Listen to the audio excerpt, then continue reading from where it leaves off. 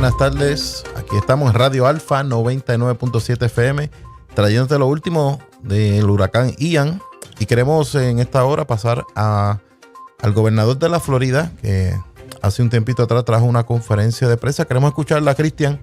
Sí, y luego vamos a estar traduciéndola, porque ellos la hacen en inglés, para que nuestra audiencia sepa qué es la información que está trayendo nuestro gobernador de la Florida, Ron Santis.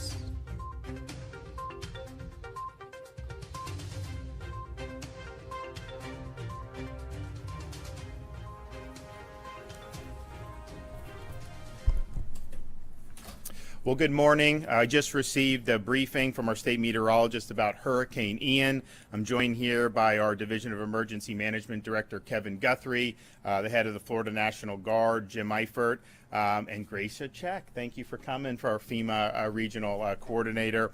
As of 11 a.m., the storm is located roughly 375 miles south of Key West, and it's moving north-northwest at about 14 miles per hour.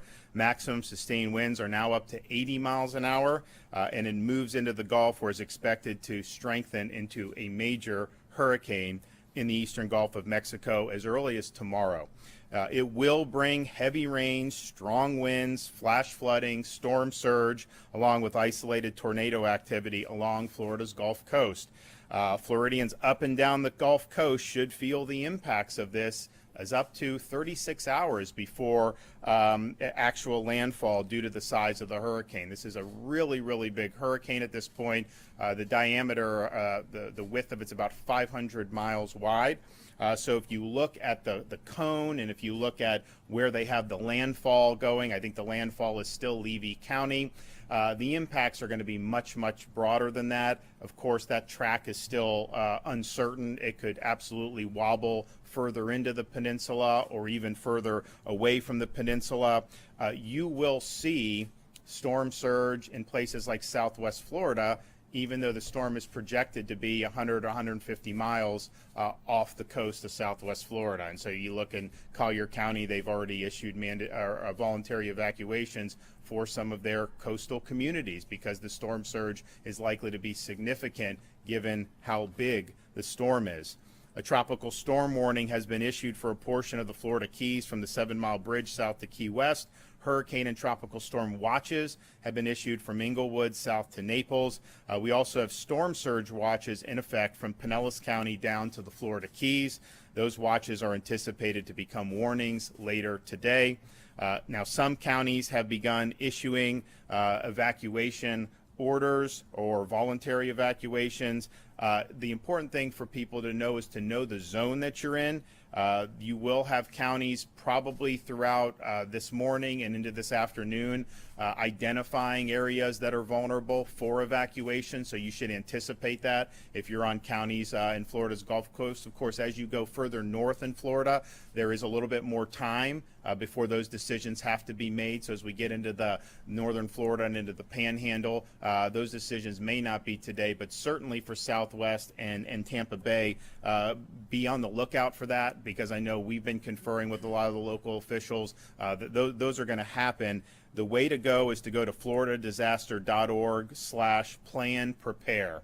floridadisaster.org/plan-prepare. That will be able to allow you to look to see whether you are in an evacuation zone. And so if they do call for an evacuation of, say, Zone A, and you're in Zone A, then you know that, and you can take the appropriate action. The Florida Department of Transportation is now suspending tolls at facilities in the Tampa Bay area, the Polk Parkway in Polk County, Mid-Bay Bridge in Okaloosa, Spence Parkway in Okaloosa, Garcon Point Bridge in Santa Rosa, and of course all the Tampa Bay area, Pinellas Byway, Sunshine Skyway, Selman Expressway, I-4 connector in Hillsborough, as well as Alligator Alley down in Collier into Broward counties. And as we continue to monitor the path of Hurricane Ian, we may do more toll suspensions in other parts of the state if that is warranted. Some school districts have announced school closures for this upcoming week, and you may see more as the track becomes more certain. If you want to look at the most updated information regarding schools, you can get that at fldoe.org/storminfo. That's fldoe.org/storminfo. The Florida National Guard has activated 5,000 Florida Guardsmen, as well as 2,000 additional Guardsmen from Tennessee, Georgia, and North Carolina that have been activated to help. We've also have 5 urban search and rescue teams that are activated. We have Florida Fish and Wildlife Commission mobilized and ready to support needed efforts. And of course, the U.S. Coast Guard is also willing and able to assist in both preparation and response. Of course, we've declared a state of emergency for the entire state, given the uncertainty that exists. Of course, as we go every hour, we get a little bit more certainty in the general area, and we know that this is going to have major impacts on Florida's Gulf Coast. We've issued waivers of weight restrictions for commercial trucks to ensure we have ample fuel and resources coming into Florida. Make sure you're prepared. There's no need to panic buy. If you normally don't drink a lot of water, you may not need to go out and buy 20 gallons of water right now. So just do what you need to be prepared. We've been in contact with some of the major retailers like Publix and Walmart. They are constantly resupplying. I know Publix did way more than they normally do, and a lot of that is flying off the shelves, but just know there's an effort to be made to make sure that those shelves are restocked as quickly as possible. We've also authorized emergency refills of maintenance prescriptions for 30 days, and we would anticipate anyone as part of your hurricane preparedness plan, make sure you have the prescriptions that you need. We've also been in contact with the major utilities throughout the state of Florida, particularly those that are servicing the Gulf Coast of Florida, FP&L, Duke Energy, TECO, the municipal electric providers, as well as the rural electrical co-ops. And I can tell you between all of those, there are tens of thousands of people that are staged and that are going to be ready to go when the storm passes to try to get power restored. But folks should be prepared if you're in this region that there is going to be an interruption of power. So just plan on that. Understand that will happen.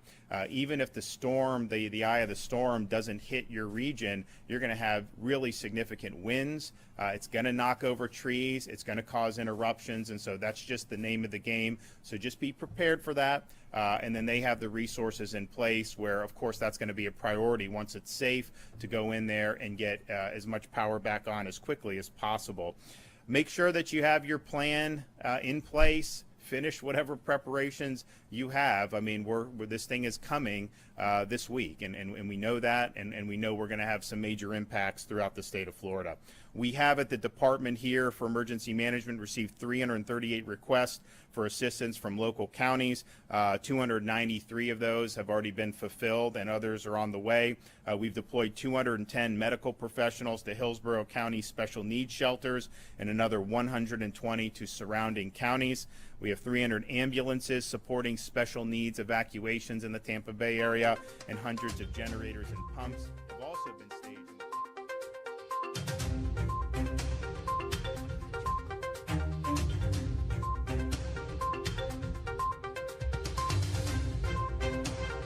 Bueno, aquí estamos. Este es el gobernador de la Florida trayendo una orientación anteriormente. Esto es Radio Alfa 99.7 FM. Así que estamos aquí trayéndote lo último de las noticias. Cristian, una de las cosas importantes que trajo el gobernador, muchos de ellos ya habíamos hablado, sí. Es que vamos a empezar a sentir el impacto de esta tormenta 36 horas antes que llegue.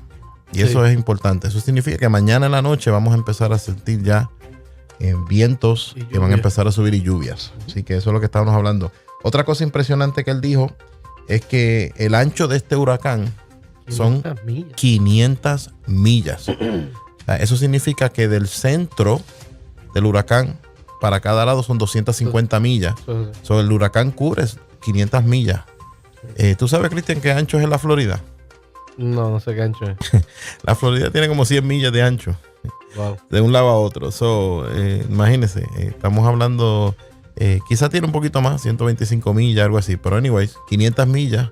Aunque el ojo esté a la parte de afuera, en el agua, en la área de Tampa, son 250 millas al este, sí, que vamos a estar recibiendo vientos de tormenta tropical y hasta vientos de huracán. En esa gráfica te enseña la expansión de los vientos que va a llegar. Así que esto es importante.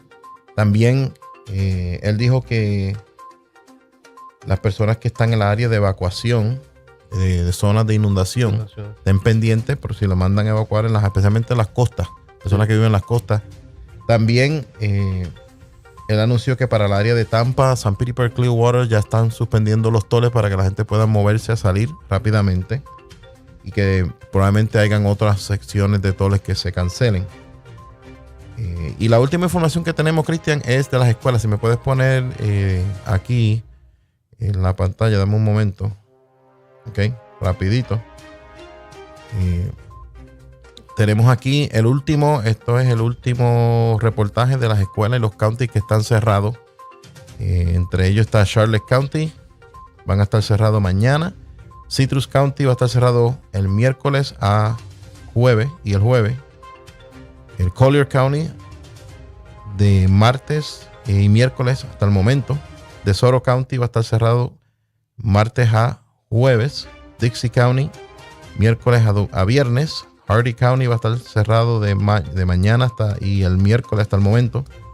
Hernando County va a estar cerrado de mañana hasta el viernes. Hillsborough County, ellos lo cerraron hoy. Sí.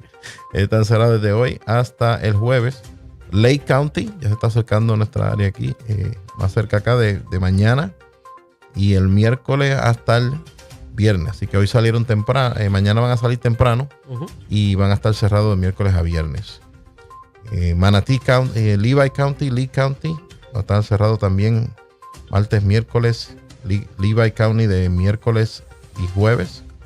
Manatee County va a estar cerrado mañana. No tienen tiempo de donde van a abrir, según tengo aquí. Osceola County, que es el county aquí en Kissimmee donde estamos nosotros, va a estar cerrado mañana hasta el jueves, hasta el momento. Así que eso es Osceola County. Y este anuncio también es para las escuelas, por ejemplo, Integrity Tabernacle Christian Academy. Va a estar también cerrado mañana hasta el jueves porque seguimos el mismo calendario y las mismas reglas del county. Pasco County va a estar cerrado de mañana hasta el viernes. Pinellas County, mañana hasta el viernes. Polk County, mañana y miércoles hasta el momento. Sarasota County va a estar cerrado mañana.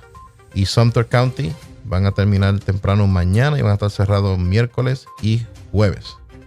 Los colegios.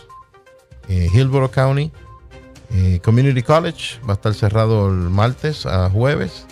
Florida Southwestern State College de martes a jueves. Pasco Hernando State College va a estar cerrado de martes a viernes. San Petersburg College del martes a viernes. State College of Florida del martes a viernes. Universidades también están cerrando. Florida Gulf Coast University va a estar cerrado de martes y miércoles.